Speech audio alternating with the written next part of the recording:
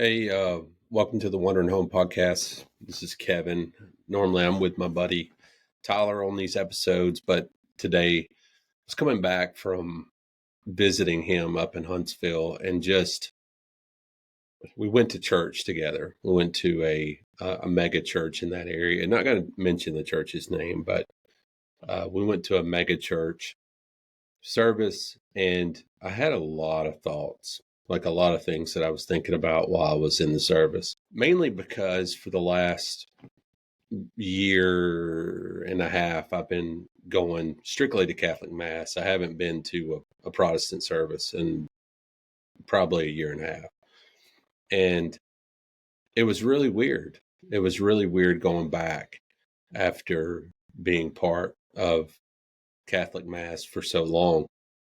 It kind of shocked me.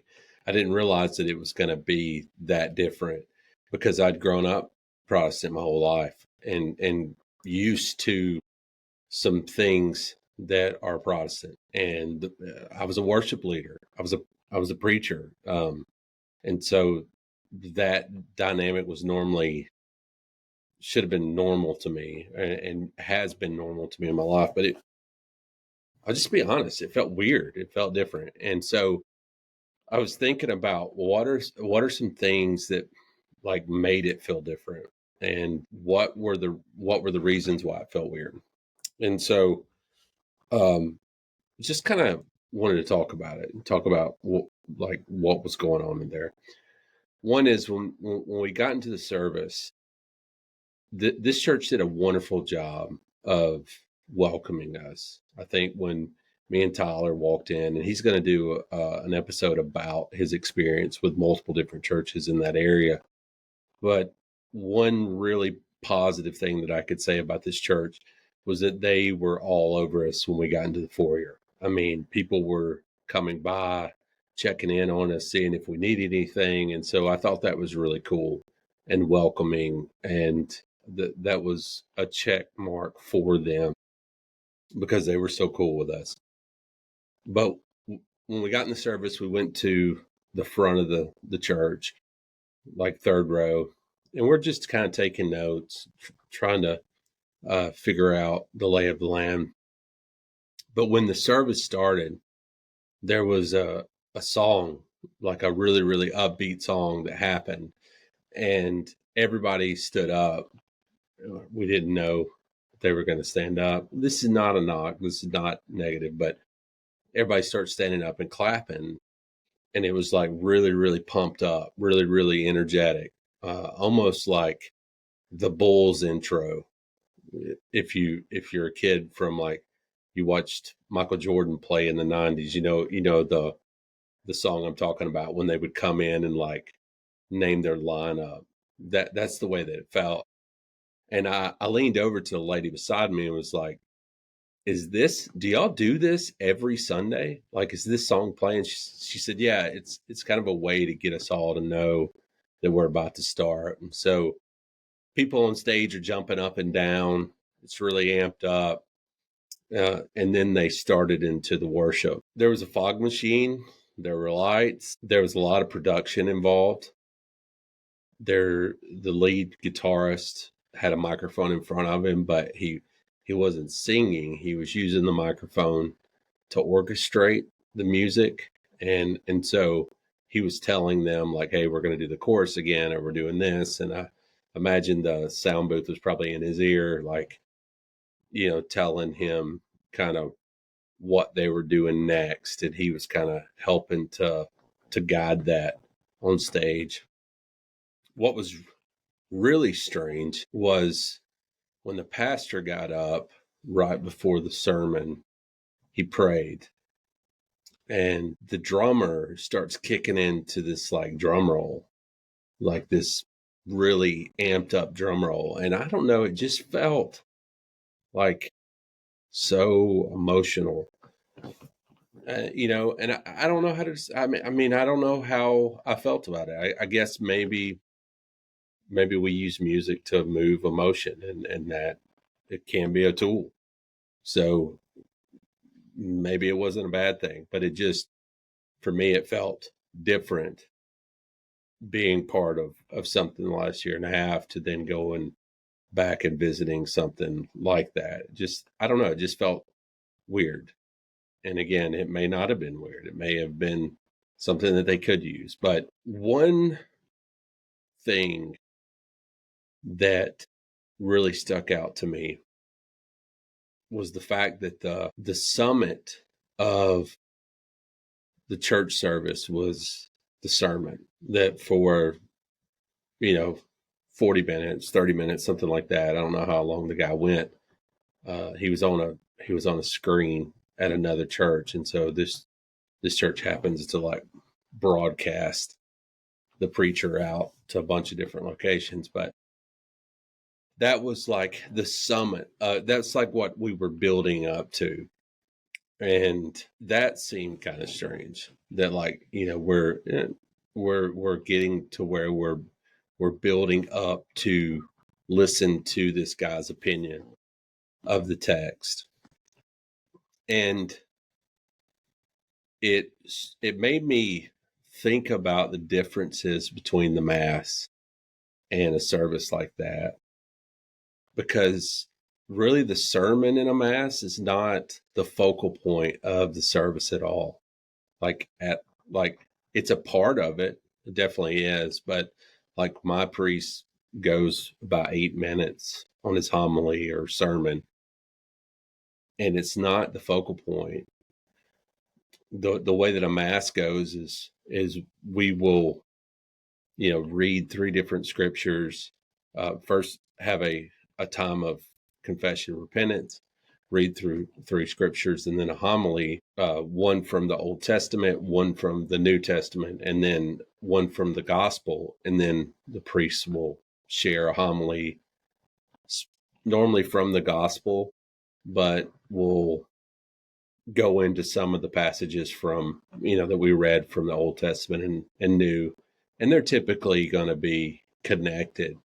And so he'll connect those verses to the passage in the gospel. But every week we're going through a passage in the gospel and something about Christ's life and the actions or teachings of Christ. But the summit of it is the Eucharist. The summit of the Mass is communion. It is fellowship with Christ. Christ is literally the center of it and the focal point and the highest point of the Mass. And it made me think about how important that is, like, and how much I cherish that in the Catholic Mass, that Jesus is the focal point, and that communion and fellowship with him in the Eucharist is so important. And that's why we go.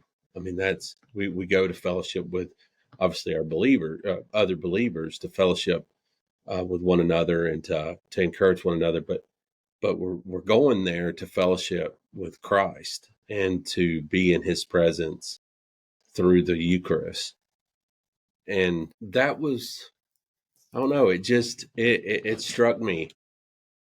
It also struck me that in the Catholic Mass, that's really the way, if you look historically, that's the way that the church has always, or at least for the first 1,000 years, has worshipped. 1,500 years has worshipped the same way.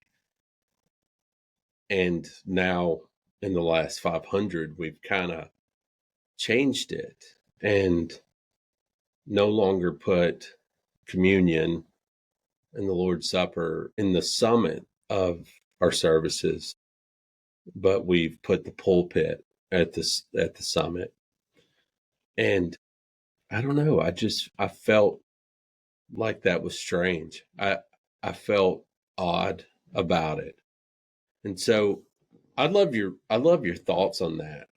I would love, maybe you're not Catholic. A lot of you that watch our videos, that listen to us, listen to our podcast, are not Catholic. But what do you think about that difference? Do you think it's important?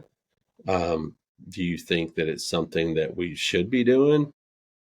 Do you think that the Lord's Supper is something that because it's been important to the church for thousands of years? Is that something that should be the summit, or are you okay with the sermon being there and the pastor being there? Now, obviously, there's an argument there that says, Christ is the Word, and it's not necessarily the pastor that's the center of it, because we're talking about Jesus, and we're elevating the scriptures to that summit, and that the scriptures are ultimately about Jesus, Old Testament and New, and I get that, and I can roll with that explanation, but I also don't, since it wasn't the way that the church has done it for the first at least 1,500 years, is what we're doing, or is what the Protestant church is doing in the service really what the Christian service is about? And that's the question that I kind of walked away from. Grateful for the Mass, definitely now, but still question, like, how did we get to that? Like, how did we get to that type of service? And there were elements of that for my first 38 years that was very normal to me, because I'd always done that. But now looking back on it, it's like, man, that doesn't even come close to what I would even define as a Christian service. I don't know, it just seems so different. So, like I said, I'd love to hear your thoughts. I'd love to hear your questions. I'd love to start a dialogue about this, and maybe you have great answers to those questions, but I would love to hear what you had to say. So again, this is the One Our Home podcast. I'm Kevin. I'm the lone wolf on this one without Tyler. We're going to be dropping some episodes this week, a good bit of them, and so stay tuned. We got some good stuff coming up, walking through the blog, and the different topics that are on there. And so I think you're going to like it. Thank you for all the guys that are supporting us right now, subscribing to our YouTube channel. Follow us on TikTok, follow us on Facebook, follow us on YouTube, follow us on Apple Podcast and Spotify. Help us to get out there, man.